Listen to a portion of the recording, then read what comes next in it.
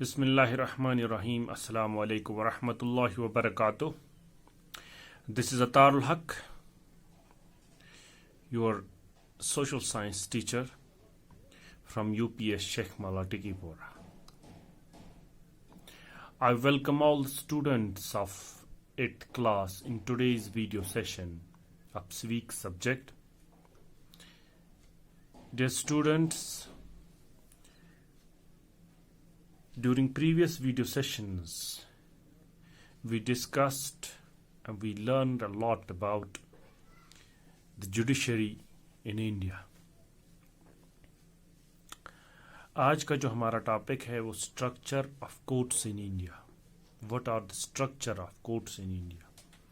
جہاں تک آپ اس بورڈ کی طرف دیکھ رہے ہو، جو ہمارا بورڈ ہے، یعنی یہاں پہ ٹرائنگل آپ کو دکھائی دے رہی ہے، اس میں ہم نے 3 طرح کے جو کورٹس ہے وہ یہاں پہ دکھائی دے رہے ہیں. سب سے نیچے ہے جو لوور کورٹس، اس کے بعد ہے ہائی کورٹس اور اس کے بعد ہے سپریم کورٹ. آپ کے ذہن میں ایک سوال آیا ہوگا کہ ٹرائنگل شیپ میں کیوں لکھا گیا ہے.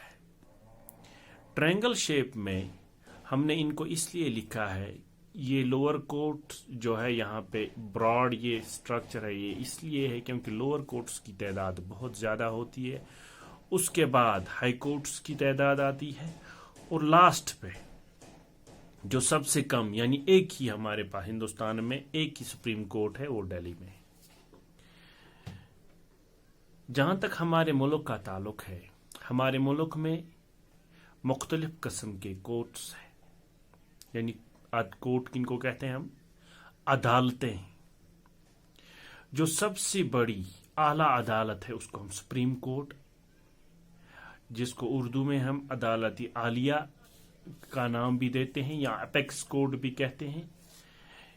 یہ اس ٹائم واقع ہے دہلی میں، اور اس کا جو کال جو سب سے جو سپریم جج ہوتا ہے سپریم کورٹ کا، اس کو ہم چیف جسٹس کہتے ہیں. یہ سب سے سینئر موسٹ جج ہوتا ہے، اور اس کے بعد اس کے نیچے ہائی کورٹس آتے ہیں.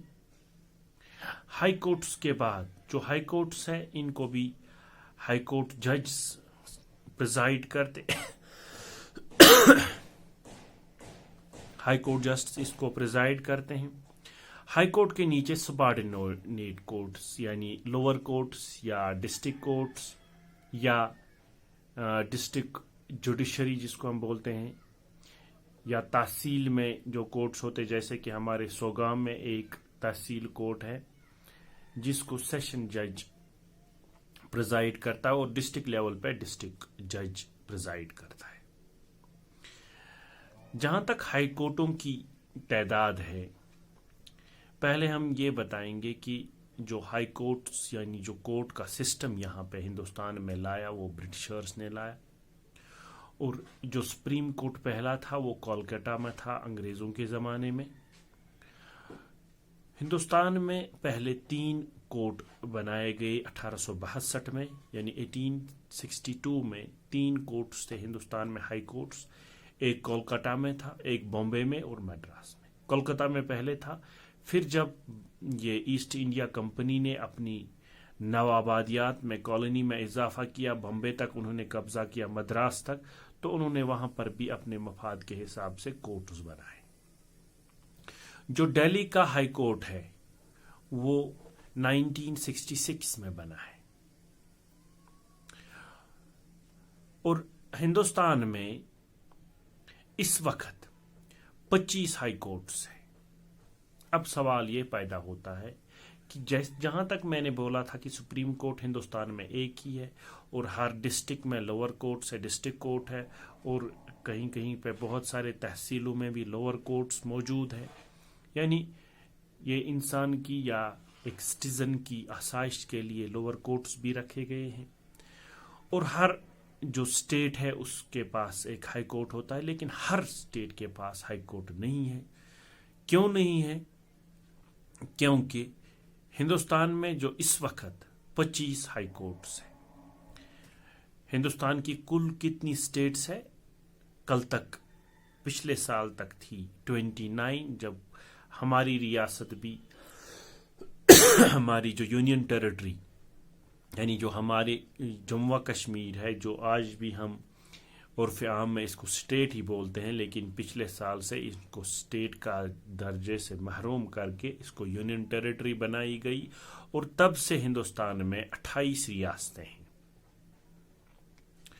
कुछ रियासतें, ये 28 रियासतों के होने के बावजूद यहाँ पे 25 या 29 रियासतों के होने के बावजूद यहाँ पे सिर्फ 25 हाई कोर्ट्स हैं। ऐसा क्यों? इसका जवाब भी आपकी बुक्स में है। जैसे कि कुछ स्टेट्स ने शेयर किया है, जैसे कि पंजाब और हरियाणा की रियासत, जो पंजाब और हरियाणा जो दो अलग अलग रियासतें हैं, ये शेयर करते हैं एक ही हाई कोर्ट को एट चंडीगढ़। इसी तरह नॉर्दर्न स्टेट्स में आसाम, मिजोरम, नागालैंड, अरुणाचल प्रदेश, इनके पास एक ही हाई कोर्ट है, एक ही हाई कोर्ट शेयर करते हैं गुवाहाटी में। और जो आंध्र प्रदेश है, जिसको 2019 में स्प्लिट हुई दो रियासतों में, आंध्र प्रदेश में एक आंध्र प्रदेश और तेलंगाना। आंध्र प्रदेश का जो हाई कोर्ट है वो अमरावती में है, और तेलंगाना का जो पहला जो आंध्र प्रदेश का हाई कोर्ट हैदराबाद में था, और हैदराबाद तेलंगाना में आज आ रहा है, तेलंगाना की वेसिनिटी में आ रहा है, और वो हाई कोर्ट तेलंगाना का रहा। और कुछ स्टेट्स में ऐसा भी है कि जो बड़ी स्टेट्स है, जहाँ पे आबादी बड़ी है, रुकबा बड़ा है, जैसे कि मध्य प्रदेश है, यहाँ पे हाई कोर्ट तो एक ही है, लेकिन इसके दो बेंच है, एक इंदौर में, एक जबलपुर में। जैसे कि जो असल हाई कोर्ट है वो जबलपुर में और इंदौर में इसका दूसरा बेंच है। अब सवाल पैदा होता है कि जो हमने यहाँ पे ऊपर सुप्रीम कोर्ट लिखा, उसके नीचे हाई कोर्ट्स लिखा, और उसके नीचे सबऑर्डिनेट कोर्ट्स या लोअर कोर्ट्स लिखे। जहां तक इन कोर्ट्स का ताल्लुक है, आपके दिमाग में एक सवाल आया होगा कि क्या ये कोर्ट्स आपस में लिंक्ड है?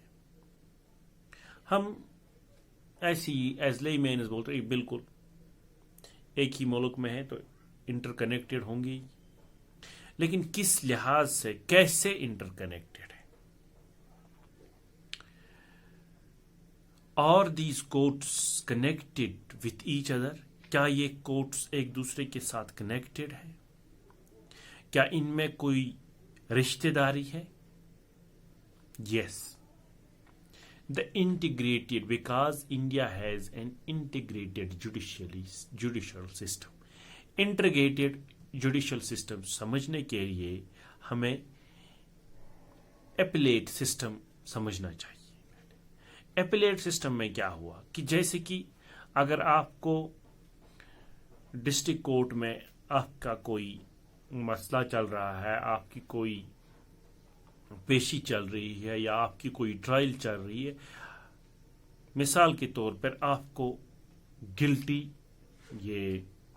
आप गिल्टी पाए गए, डिस्ट्रिक्ट कोर्ट ने डिसीजन दिया कि आप गिल्टी हो, तो इसके लिए आप अपील कर सकते हो डिस्ट्रिक्ट कोर्ट में नहीं, बल्कि डिस्ट्रिक्ट कोर्ट से यानी लोअर कोर्ट में नहीं, अब हाई कोर्ट में हमें अपील करनी है। हाई कोर्ट में कैसे अपील करेंगे हम हाई कोर्ट में अपने वकील के जरिए अपील करेंगे कि डिस्ट्रिक्ट कोर्ट में हमारे खिलाफ ये डिसीजन हुआ है और हमें लगता है कि हमारे साथ नाइंसाफी हुई है। तो उसके बारे में जब ये कोर्ट ये देखेगा, ये जुडिशरी सिस्टम देखेगा कि ये ट्रायल कैसे हुई, क्या हुई है, तो फिर वो फैसला दे देगी कि क्या ये गिल्टी है भी कि नहीं। अगर वहां पर भी आप मुतमईन नहीं हुए, हाई कोर्ट में भी आप मुतमईन नहीं हुए किसी फैसले में, या कोई फैसला आपका हाई कोर्ट से आता है, तो आप सुप्रीम कोर्ट में गुहार लगाएंगे। यानी जैसे कि हमारी रियासत का जो خصوصی آرٹیکل جو تھا آرٹیکل 370 ہیز بین ایبریگیٹڈ، اور ایبریگیشن کو ہٹانے کے لیے ہم ہائی کورٹ میں اپیل نہیں کر سکتے، ہم سپریم کورٹ میں اپیل کریں گے. Supreme Court is the apex court in our country. تو سپریم کورٹ میں جیسے کہ ہم نے اپنی اسٹیٹ ہوڈ کے لیے بھی اپلائی کیا ہے کہ ہمیں واپس اسٹیٹ ہوڈ ملنی چاہیے، ہمیں 370 کا جو قانون ہے وہ بھی ملنا چاہیے.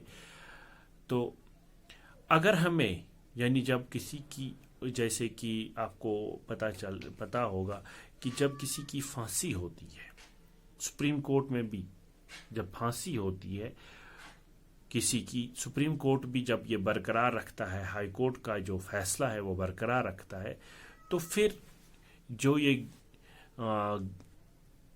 ہوتا ہے گلٹی جو آدمی ہوتا ہے یا جو قصوروار ہوتا ہے، وہ رحم کی اپیل صدر ملک سے، ملک کے صدر کے سامنے رحم کی اپیل کرتا ہے کہ مجھے میرے اس سزا پہ رحم کھا کر یہ عمر قید یا کسی اور سزا میں تبدیل ہو جائے. تو اس لحاظ سے جو اپیلیٹ سسٹم ہے یہ ہندوستان میں چل رہا ہے. جیسے کہ آپ کی بکس میں ایک یہ دلیل پڑھی گئی ہے یا ایک کورٹ کا ایک ڈیسیجن ہے. ان 1985 لکشمن کمار اس کی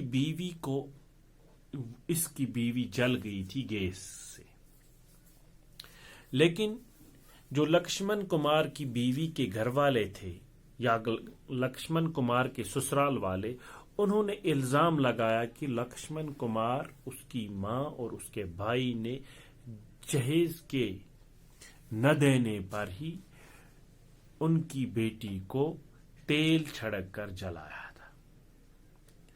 اور لوور کورٹ میں یہ فیصلہ ہوا کہ لکشمن کمار کا بھائی یعنی لکشمن کمار کی ماں نے اپنی بہو پہ تیل چھڑکا اور لکشمن کمار نے اس کو آگ لگا کے جلا دیا، اور ان تینوں کو گلٹی ٹھہرایا گیا.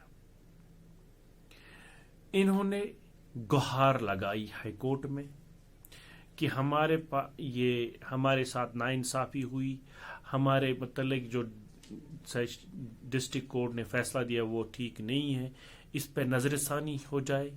اور نظر ثانی ہوئی تو ان کو بری کیا گیا. پھر اسی بارے میں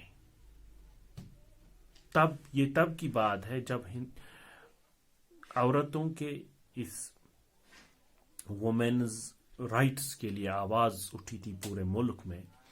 تو کسی نے PIL یعنی پبلک انٹرسٹ لیٹیگیشن جو ہم آگے پڑھنے والے ہیں، اس کو لے کر سپریم کورٹ میں ان کے بہاف پہ اپیل کری اور ان کو گلٹی پایا گیا.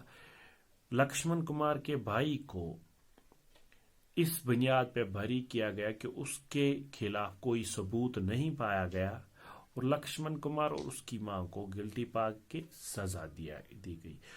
آپ کو یاد رکھنا چاہیے کہ میں نے جو یہ داستان سنائی آپ کو کہ یہ جو ورڈکٹ تھا 1985 district administration versus Lakshmi Kumar and others, آپ کو اس کے بارے میں نہیں پہنچایا گیا. یہ صرف اتنا میں یہ آپ کو سمجھانے کی کوشش کر رہا ہوں کہ جو اپیلیٹ سسٹم کیا ہوتا ہے، کہ لکشمن کمار پہلے گلٹی ثابت ہوا، پھر انہوں نے اپیل کری ہائی کورٹ میں، وہاں پہ وہ بری ہو گئے. پھر کسی نے PIL ڈال کے سپریم کورٹ میں گہار لگائی اور سپریم کورٹ میں لکشمن کمار کے بھائی کو بری کیا گیا اور لکشمن کمار اور اس کی ماں کو گلٹی پا کے ان کو سزا دی گئی.